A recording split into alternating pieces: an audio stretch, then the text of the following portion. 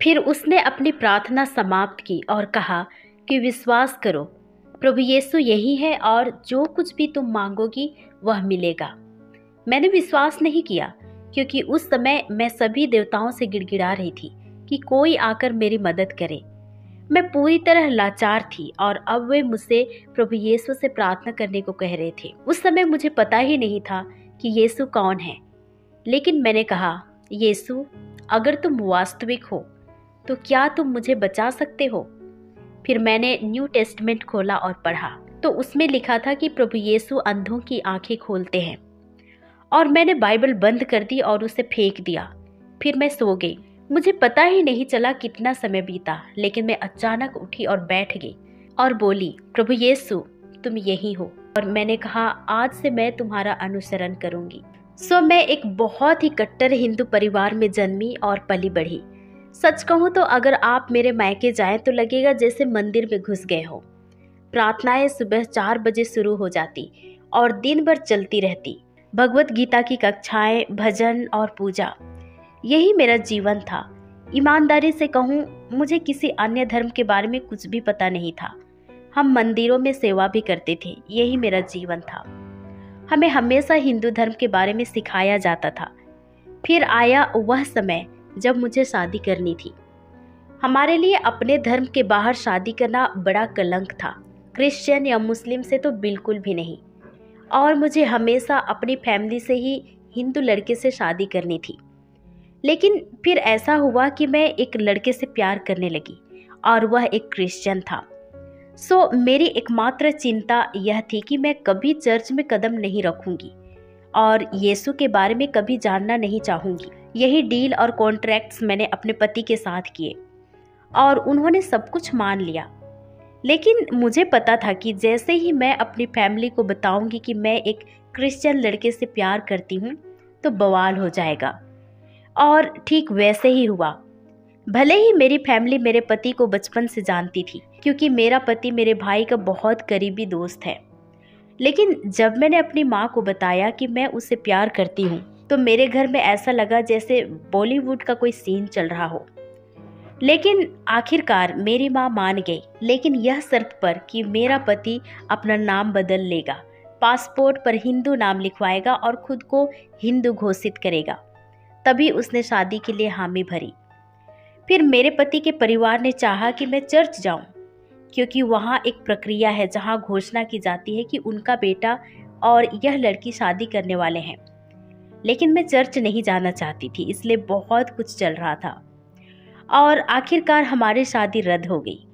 मैं तय की गई तारीख पर शादी नहीं कर पाई। सारी शॉपिंग, शादी के कार्ड, सब कुछ कैंसिल हो गए। फिर पता नहीं मेरी माँ के साथ क्या हुआ। वह बोली, ठीक है, अगर तुम मेरी कोई शर्त नहीं मानोगी तो शादी कैंसिल। और मैं बोली, ठीक है, कोई बात नहीं। फिर हमने सब कुछ कैंसिल कर दिया। फिर मेरे भाई ने मेरी माँ से बात की। फिर वह बोली, ठीक है, तुम शादी कर लो। आखिरकार हम कोर्ट में गए और हमने शादी कर ली। शादी के बाद मेरा दुबई का वीज़ा रिजेक्ट हो गया क्योंकि गलत तारीखें भरी गई थी। मेरे पति को मुझसे पहले दुबई जाना पड़ा और मैं यहाँ वीज़ा का इंतज़ार करती रही। और जब मेरा वीज़ा आया तो मेरी सहेलियों ने सरप्राइज पार्टी दी और इस सरप्राइज के बारे में मुझे तब पता चला जब मैं मूवी थिएटर में सीट पर बैठी कि वे मुझे हॉरर मूवी दिखा रहे हैं, क्योंकि उन्हें पता था कि मुझे हॉरर मूवी से डर लगता है। लेकिन मेरे पास और कोई चॉइस नहीं थी, मुझे वह हॉरर मूवी देखनी पड़ी।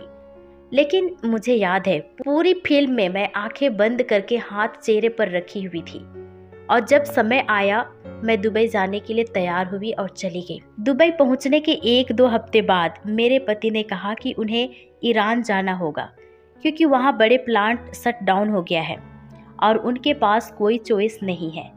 मैंने कहा, ठीक है, आप जा सकते हैं। और उन्हें पता ही नहीं था कि कब लौटेंगे। और इसके बाद यहाँ मैं नए देश में पूरी तरह अकेली हो गई। मुझे वहाँ कोई नहीं जानता था और दिन बीतते गए। अकेले रहने का डर और वह हॉरर मूवी, मुझे लगा अब डर ने मुझे जकड़ लिया है। जो कुछ भी मैं करती सब कुछ पछतावा होता। फिर वह हॉरर मूवी मुझे तड़पा रही थी, वो मुझे सताने लगी। हर दिन मैं डर में रहती, हर रात बहुत मुश्किल होती, हर मिनट साल जैसा लगता। मैं हर दिन रोती रहती, किसी से बात नहीं कर पाती, माता पिता को बताना नहीं चाहती थी, यहाँ तक कि मेरे अपने पति को भी नहीं बता सकी, क्योंकि वे समुद्र में थे रिग पर। इसलिए उन्हें पता ही नहीं था कि मैं किस चीज से गुजर रही हूँ। मुझे याद है वे दिन जब मैं इतना रोती कि चेहरे पर चकत्ते पड़ जाते, आंसू पोंछते पोंछते। भूख लगनी बंद हो गई और मैं सो नहीं पाती थी, और मैं बहुत प्रार्थना करती। जैसा कि मैंने कहा, मैं एक कट्टर हिंदू थी। सुबह आंख खुलते ही पहली चीज देवी देवता दिखते और मैं उनकी प्रार्थना करती। लेकिन हर दिन मेरी परिस्थिति और भी बिगड़ती गई। मेरे लिए बहुत मुश्किल था। फिर ऐसा समय आया जब हमारे बिल्डिंग में एक महिला थी। उसने कहा कि वह मेडिटेशन कोर्स के लिए जा रही है, और वो गवाही देने लगी कि मेडिटेशन शुरू करने के बाद उसके साथ क्या हुआ। और मुझे पता था कि अगर मानसिक समस्या है, डिप्रेशन है या मानसिक शांति चाहिए, तो मेडिटेशन सबसे अच्छा तरीका है। इसलिए मैं सोचने लगी, धन्यवाद प्रभु। प्रभु ने मेरी प्रार्थनाएं सुनी, उन्होंने मुझे रास्ता दिखाया और मैंने हामी भरी जब उसने कोर्स के लिए आमंत्रित किया। यह 10 दिनों का कोर्स था, और सच कहूँ तो मैं इतनी बेचैन थी सामान्य महसूस करने के लिए कि मैं इसके लिए कुछ भी कर सकती थी। अगर कोई कहता कि तुम बिल्डिंग से कूद जाओ तो पहले जैसी हो जाओगी, तो मैं कर लेती, क्योंकि मुझे पता था कि मैं ठीक नहीं हूँ। उन दिनों मुझे लगता था कि सिर्फ मानसिक रोगी ही साइकियाट्रिस्ट के पास जाते हैं। इसलिए मैं खुद की मदद करने की पूरी कोशिश कर रही थी, लेकिन साथ ही लाचार भी थी। फिर मैं मेडिटेशन कोर्स के लिए गई। जैसे ही वहां पहुंची, उन्होंने शर्तें और नियम साइन करने को दिए। मैंने साइन कर दिया। फिर उन्होंने मेरा फोन ले लिया और कहा कि 10 दिनों तक किसी से संपर्क नहीं कर सकती। उस वक्त किसी से बिल्कुल कोई बातचीत नहीं होती थी, और उन्होंने कहा कि सुबह 4 बजे मेडिटेशन क्लास के लिए आना है। इस तरह उन्होंने पूरा शेड्यूल दे दिया। पहले दिन मैं बस 4 बजने का इंतजार कर रही थी। फिर जब मेडिटेशन कोर्स के लिए गई तो वहाँ बहुत सारे लोग थे, और वहाँ हमें एक पंक्ति में बैठना था, और एक महिला सफ़ेद रोब में थी, बड़ी लाल बिंदी लगाए, और उसने एक बूढ़े आदमी का गीत बजाया। यह मेडिटेशन कोर्स विपासना कहलाता है। यह बहुत प्रसिद्ध मेडिटेशन कोर्स है। जैसे ही बूढ़े आदमी ने गाना शुरू किया, मैंने आंखें बंद कर ली, क्योंकि आवाज़ बहुत डरावनी लगी। मैं सोचने लगी, अरे यह तो हॉरर मूवी से भी ज़्यादा बदतर है। लेकिन फिर मैंने सोचा, चलो इसे जारी रखना है। फिर शाम हो गई। हर शाम वे हमें प्रेजेंटेशन देते थे, और वह प्रेजेंटेशन शानदार था, जिसका मुख्य उद्देश्य यह था कि तुम कैसे अनंत जीवन पा सकते हो। वे हमें बताते थे कि कोई भगवान नहीं है, कोई ईश्वर नहीं है, और एक ऐसा समय आएगा जब तुम मेडिटेशन करोगे और तुम्हारी आत्मा शरीर से निकल जाएगी और तुम्हें अनंत जीवन मिलेगी। पर मेरे लिए, मैं बस यह चाहती थी कि मैं पहले की तरह सामान्य हो जाऊं। 2-3 दिन तक मैं मेडिटेशन नहीं कर पाई, क्योंकि वह गाना मुझे बहुत सताने लगा और भीतर से बहुत परेशान करने लगा। फिर मैं टीचर के पास गई और खूब रोई। मैंने कहा, मैं इसे नहीं कर पा रही हूँ, मैं घर जाना चाहती हूँ, क्योंकि यह चीज़ मुझे बहुत परेशान कर रही है और मुझे अंदर से अजीब महसूस हो रहा है। और टीचर ने कहा कि तुम्हें बिल्कुल सही जगह पर लाया गया है, और अब तुम्हारे शरीर में 7 चक्र हैं और तुम्हारे एक चक्र की एक्टिवेशन हो गई है। मैंने सोचा, अरे एक ही चक्र के कारण मुझे यह सब हो रहा है, फिर 7 तक पहुंचने पर क्या होगा। लेकिन उसने यह भी कहा कि तुमने एक कॉन्ट्रैक्ट पर हस्ताक्षर किए हैं, तुम्हारे पास और कोई चॉइस नहीं सिवाय इसके कि तुम कोर्स पूरा करो। तुम नहीं जा सकती, तुमने टर्म्स और कंडीशन पर हस्ताक्षर किए हैं, मेरे पास कोई चॉइस नहीं था। और मैं हर रात रोती और सोचती कि मैंने खुद को ऐसी स्थिति में क्यों डाल दिया, और भगवान ने यह मेरे साथ क्यों किया। मेरे पास इतनी अच्छी जिंदगी थी, मुंबई में मेरी बहुत ऊंची पोजीशन थी, मेरी जिंदगी बहुत शानदार थी, मैं बहुत पार्टी करती, मेरे पास शानदार दोस्त थे, हर वीकेंड हम बहुत मजे करते। और यहाँ मैं इस परिस्थिति में हूँ जहाँ मैं बिल्कुल भी ठीक महसूस नहीं कर रही। और दिन गुजरते गए। जैसे जैसे मैं प्रेजेंटेशन देखने लगी, मैंने सोचा कि शायद वे सही कहते हैं, क्योंकि मैं भगवान को बुलाती रही, सचमुच गिड़गिड़ाती रही, घुटनों के बल जाती, मेरे आंसू हर रोज बहते। लेकिन फिर भी मैं ठीक नहीं हूँ। और मैं सोचने लगी शायद ये लोग सही हैं, शायद कोई ईश्वर है ही नहीं। और 10 दिनों तक वे हमें सिखाते रहे और 10वें दिन मुझे सचमुच लगा कि वे सही हैं, क्योंकि मैंने ईश्वर को नहीं देखा और ना ही महसूस किया। 10वें दिन सब लोग क्लास में बहुत खुश लग रहे थे, जैसे कि सबको बड़ा फर्क महसूस हो रहा हो, और सबने इसके बारे में गवाही भी दी। और मैंने कहा सब लोग तो खुश दिख रहे हैं और शायद मैं भी खुश हूँ, लेकिन मुझे यकीन नहीं। और 10 दिन बाद मैं घर वापस आई और जैसे ही घर लौटी मेरा दिल जोर जोर से धड़कने लगा, क्योंकि मेरे जीवन में फिर से अंधेरा होने वाला था। जब मैं घर लौटी मेरे अंदर बिल्कुल वही भावना थी, कोई फर्क नहीं। और पास में ही एक महिला थी जो मुझे नौकरी ढूंढने में मदद कर रही थी। वह बैंक में काम करती थी, जो हर बार जब मैं उसे कॉल करती वह पूछती, ओह वीकेंड पर तुम क्या कर रही हो? और फिर वो मुझे चर्च बुलाती थी, लेकिन हर बार जब वो मुझे बुलाती मैं बहाना बना देती। और एक दिन मैंने सोचा बुधवार को उसे कॉल करती हूँ, क्योंकि उस दिन कोई चर्च नहीं जाता तो वह मुझे बुलाएगी भी नहीं। तो मैंने बुधवार को कॉल किया। फिर उसने कहा मैं तुम्हें तुम्हारे सीवी का एक छोटा अपडेट देना चाहती हूँ। एचआर इसे देख रहा है, जल्दी तुम्हें इंटरव्यू के लिए बुलाया जाएगा। और मैंने सोचा वाह यह तो बहुत अच्छी बात है। फिर उसने कहा ओ बाय द वे शाम को तुम क्या कर रही हो? मैंने कहा कुछ नहीं, मैं फ्री हूँ। फिर उसने कहा ओ यह तो अच्छी बात है, फिर तुम क्यों नहीं आ जाती बाइबल स्टडी क्लास में? और मैं फंस गई, क्योंकि मुझे बस वही सोच आया कि अब क्या बहाना दूं। मैं तो सोच रही थी कि वह या तो कॉफी या डिनर पर बुलाएगी और इंटरव्यू के बारे में अपडेट देगी, लेकिन अब मेरे पास विकल्प नहीं है, सो बाइबल स्टडी क्लास में जाना ही पड़ेगा। लेकिन मैंने खुद से कहा सुन, तुम चर्च नहीं जा रही, तुम वहाँ प्रार्थना नहीं करोगी, तुम बस एक क्लास में जा रही हो उसे खुश रखने के लिए, फिर क्लास खत्म होने के बाद घर वापस आ जाओगी। सो मैं बाइबल स्टडी क्लास के लिए चल दी।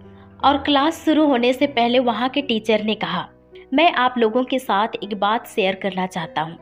आज सुबह मैं एक जगह प्रार्थना कर रहा था और मुझे परमेश्वर की उपस्थिति महसूस हुई। और मैं सोची क्या ऐसा तो ना तो हिंदू धर्म में कभी सुना है और ना ही कहीं और मैंने चारों तरफ देखा कि सब इतने पढ़े लिखे लग रहे हैं, फिर वे इसे सुन कैसे रहे हैं? ऐसा लग रहा है कि वह सबको धोखा दे रहा है। फिर मैंने सोचा मैं भी पढ़ी लिखी हूँ, बुद्धिमान हूँ, ऐसे तो इस क्लास में बैठना ही गलत है। और मैं उठ गई और बाहर चली गई, बस बाइबल स्टडी खत्म होने का इंतजार करने लगी। और इतने में मेरे भाई ने मुझे फ़ोन किया और जैसे ही उन्होंने फ़ोन किया मैं रोने लगी। मैं खुलकर रो रही थी और मेरे भाई ने कहा लगता है तुम्हें वापस इंडिया आ जाना चाहिए। मैंने कहा नहीं। और तभी एक लड़का बाहर आया जो टॉयलेट जा रहा था, और जब वह वापस लौट रहा था तब मेरी कॉल खत्म हुई और मैं वहीं बैठी थी। उसने पूछा सिस्टर क्या आप ठीक हैं? आप रो रही थी। मैंने कहा हाँ मैं ठीक हूँ। वह बोला अगर कुछ चाहिए तो बताइए। मैंने कहा हाँ ज़रूर, और वह अंदर गया। फिर वापस आया और बोला मैं सच में माफ़ी चाहता हूँ, जानता हूँ कि मेरा कोई इसमें लेना देना नहीं है, लेकिन आप बहुत रो रही थी, क्या आप ठीक हैं?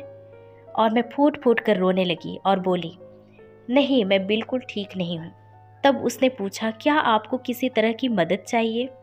मैंने कहा आपका जो बाइबल स्टडी टीचर है क्या वह मेरा काउंसलिंग कर सकता है? उसने कहा ओह वे बहुत अच्छे काउंसलर हैं, क्योंकि अगर तुम मानसिक रूप से ठीक नहीं हो तो काउंसलिंग ही मदद कर सकती है। फिर वह मुझे टीचर के पास ले गया और उस टीचर ने वही बात दोहराई जो मैं पहले से जानती थी कि बस खुद को बिजी रखिए। वास्तव में वो अपनी तरफ से पूरी कोशिश कर रहे थे, लेकिन फिर भी इससे मेरा कुछ भी फर्क नहीं पड़ा। फिर उन्होंने पूछा क्या मैं आपके लिए प्रार्थना कर सकता हूँ? मैंने कहा ठीक है, और उन्होंने मेरे लिए प्रार्थना की।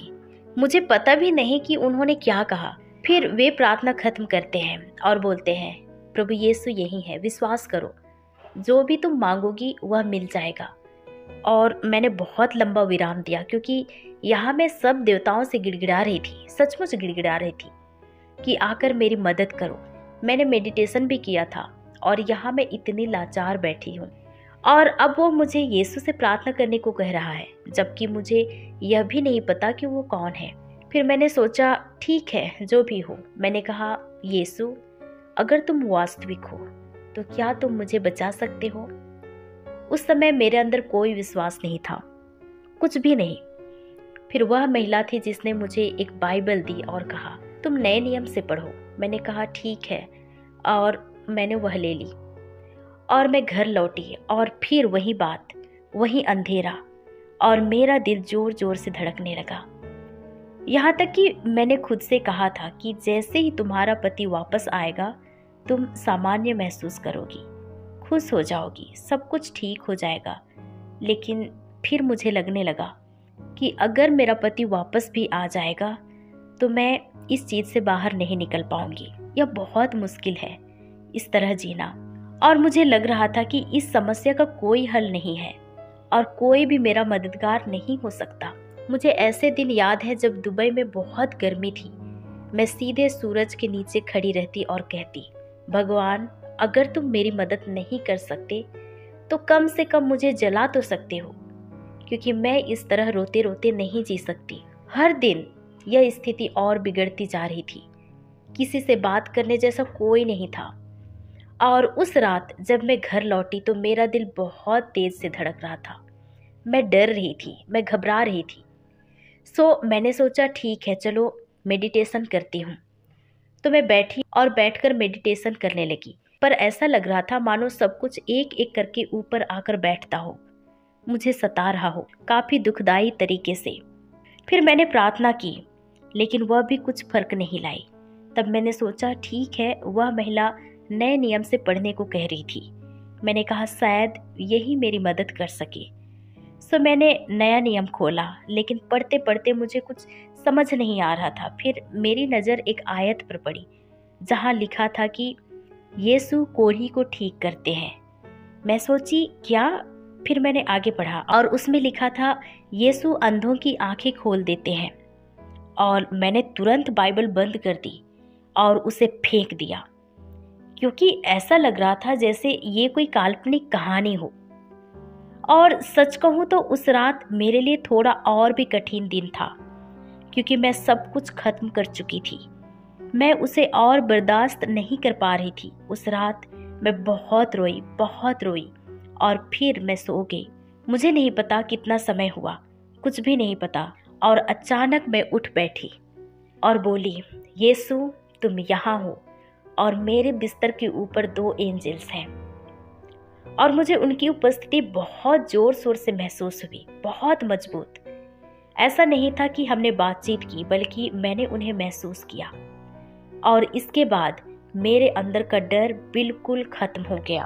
फिर सुबह जब मैं उठी तो बोली, यीशु मुझे पता है कि तुम ही थे जिन्हें मैंने महसूस किया और जिनसे मैं टकराई, और मुझे नहीं पता तुम क्रूस पर क्यों हो। मैं तो तुम्हें बस क्रूस पर ही देखती हूँ।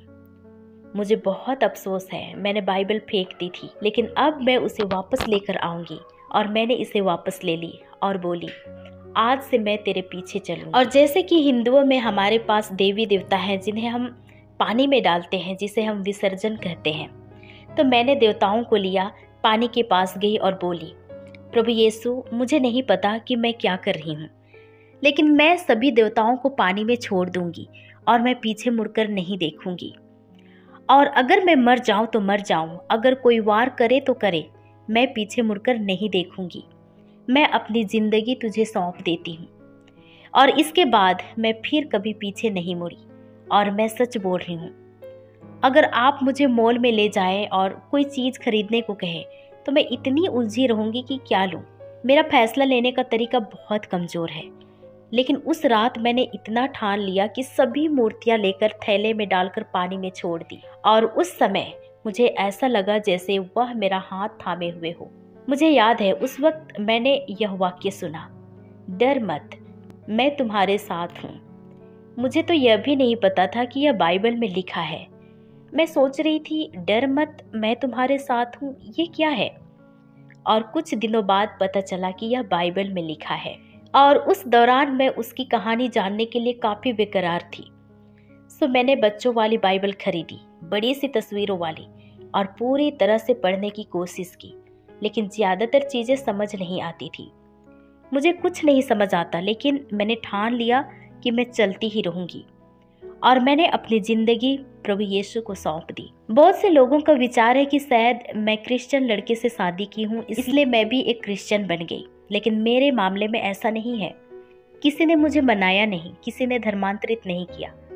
वास्तव में मैंने चर्च जाने से कई बार मना किया था, बाइबल भी फेंक दी थी, लेकिन एक रात जब उस गहरे अंधेरे में इतनी बेबस महसूस कर रही थी तो प्रभु यीशु वहां खुद ही आ गया। मैंने जीवन में गहरा अंधेरा टटोला है और अब मैं उस प्रकाश को कभी दूर नहीं जाने दूंगी। और आज मैं यहाँ अपनी गवाही दे रही हूँ कि प्रभु यीशु जीवित ईश्वर है और उन्होंने मेरी जिंदगी में भारी बदलाव किया है। उस दिन के बाद से मेरी जिंदगी बदल गई और कुछ ही दिनों में ऐसा लगने लगा जैसे मैं दुनिया को जीत सकती हूँ।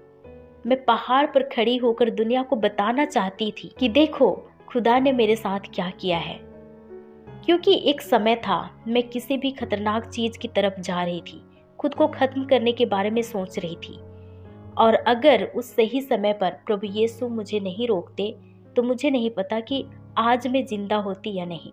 और जब मेरा पति ईरान से वापस आया, एक दिन उसने बोला चलो कहीं मूवी देखने चलते हैं, और मैंने कहा नहीं, कोई मूवी नहीं प्लीज, क्योंकि हमारे यहाँ कुछ पास्टर्स आए हैं और मैं उनसे मिलकर बपतिस्मा लेना चाहती हूँ। ये सुनकर वह बोला क्या?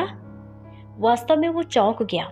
उसने सोचा मैं उसका मजाक उड़ा रही हूँ। सो वह बोला देखो तुम चाहे जो भी मजाक बना लो, लेकिन धर्म के साथ मजाक मत बनाओ।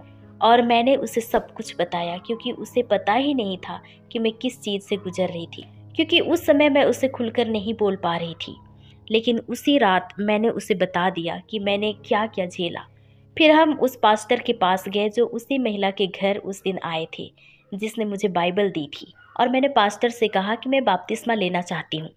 और वह बोले ठीक है ज़रूर, कल हम झील के पास जा सकते हैं। मैंने कहा नहीं, मैं आज ही बपतिस्मा लेना चाहती हूँ।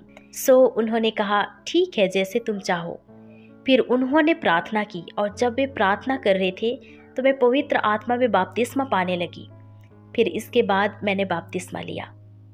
और फिर एक दिन मैंने अपनी माँ को फ़ोन किया और कहा कि मैंने अपनी ज़िंदगी प्रभु यीशु मसीह को समर्पित कर दी है। और मेरी माँ बहुत दुखी हो गई, लेकिन मेरे परिवार के हर एक के लिए मैं रोज़ प्रार्थना करती हूँ। और यह बात सच नहीं है कि मैं इसलिए क्रिश्चियन बन गई क्योंकि किसी ने मुझे मनाया, या क्योंकि मैं एक क्रिश्चियन लड़के से शादी कर चुकी हूँ, या किसी ने मुझे यीशु के बारे में बताया। नहीं, बल्कि एक रात जब मैं अपनी ज़िंदगी से हार चुकी थी, गहरे अंधेरे में थी, तब प्रभु यीशु स्वयं आए और सही समय पर उसने मुझे बचा लिया। सो मैं चाहती हूँ कि हर कोई यह जाने कि मेरे साथ यह सब किसी और चीज़ की वजह से नहीं हुआ, बस यीशु ही एकमात्र इसके कारण है, क्योंकि मैंने उन्हें अनुभव किया और अपनी ज़िंदगी उनको सौंप दी।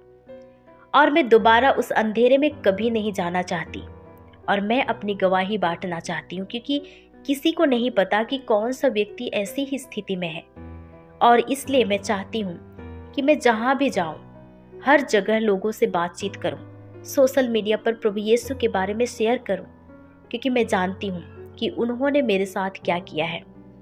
मैं बस यही कहती रहती हूँ कि देखो परमेश्वर ने मेरे लिए क्या किया है, उसने सही समय पर मुझे बचा लिया। सो प्रभु यीशु मेरे लिए मेरे पिता हैं, वे मेरे बेस्ट फ्रेंड हैं, क्योंकि हर परिस्थिति में जब भी मैं उसे पुकारती हूँ वे बस उपस्थित हो जाते हैं। और अब मैं मेरी गवाहियों पर एक किताब लिखने वाली हूँ, क्योंकि मेरी गवाहियाँ इतनी अद्भुत है कि डॉक्टर्स भी कहते हैं कि यह तो असंभव था, लेकिन मैं जानती हूँ कि मेरा परमेश्वर अद्भुत है जो सब असंभव को संभव बना देता है।